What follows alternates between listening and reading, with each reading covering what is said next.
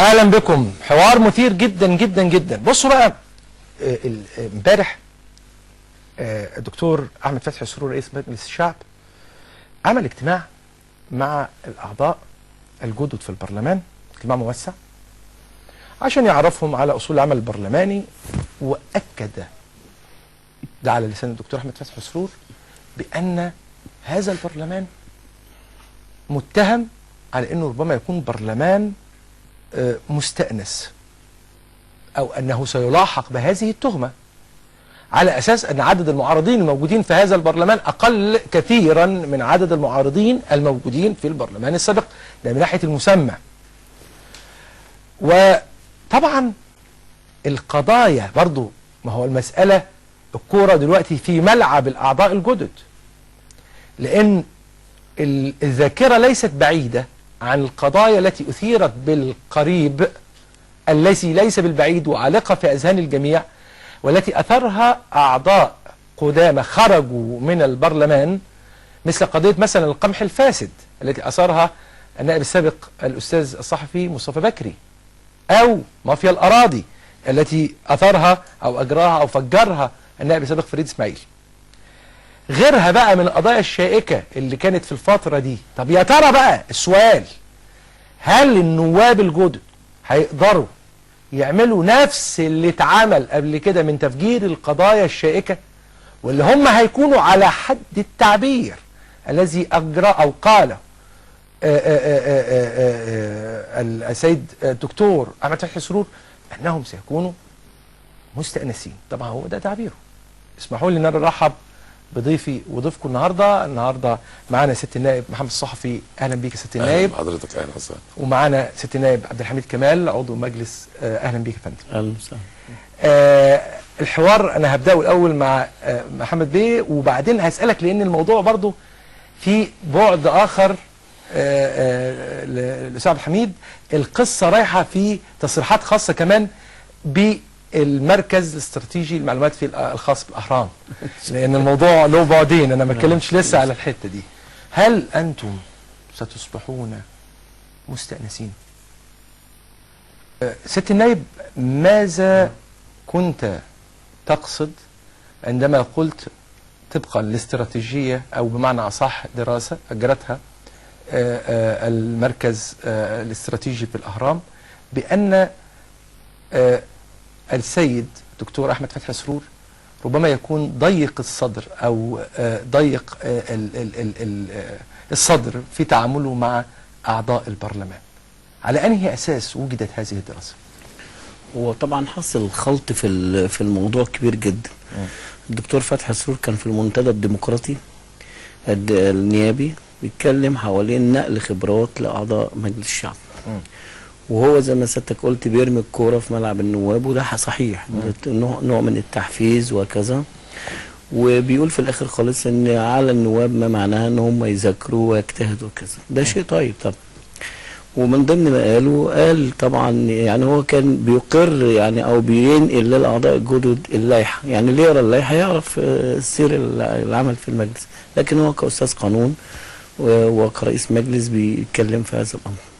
أنا تعليقي كان على موضوعين. موضوع إن إذا كان هذا المجلس منوط بيه إنه يلعب دور في المعارضة، وبالمناسبة طبعا أنا في حزب التجمع عضو المجموعة البرلمانية لحزب التجمع، يعني أنا أصلا أساسا معارض. فبالتالي كان تعقيبي على كلام الدكتور فتحي سرور في مجموعة من النقاط الصغيرة. واحد، هو أشار إلى المكتبة. مكتبة المجلس مكتبة عريقة وفيها امهات الكتب وفيها مراجع هامه جدا.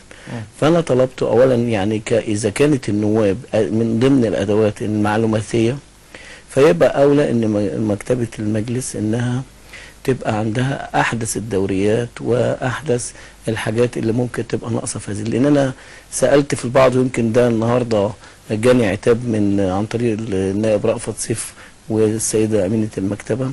أنا لم أقصد الإساءة، بالعكس أنا بقول اقتراح إن تستزيد المكتبة بدراسات حديثة ودوريات حديثة.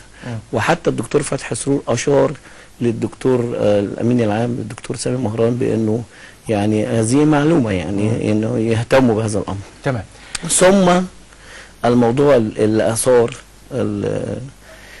هناك يعني مركز زي مثلا مركز دراسات السياسيه الاستراتيجيه في الاهرام، هو مركز محترم، وانا احد الناشطين في المركز، وليا دراسه عن اللامركزيه معموله في ضمن برنامج الاصلاح الديمقراطي. لكن هو تم توجيه لا، ما انا هقول بشكل مباشر ليكوا على لسان الدكتور فتحي السرور. انا فاهم ان الصحفيين في المركز دوت بيتاثروا لا، هو ما قالش بيتاثروا، لا هو هو يعني ما معنى كلامه انه هذا الدراسات اللي بتطلع دي دراسات بتستند الى قصاصات الصحف وبتستند الى راي واحد وكذا.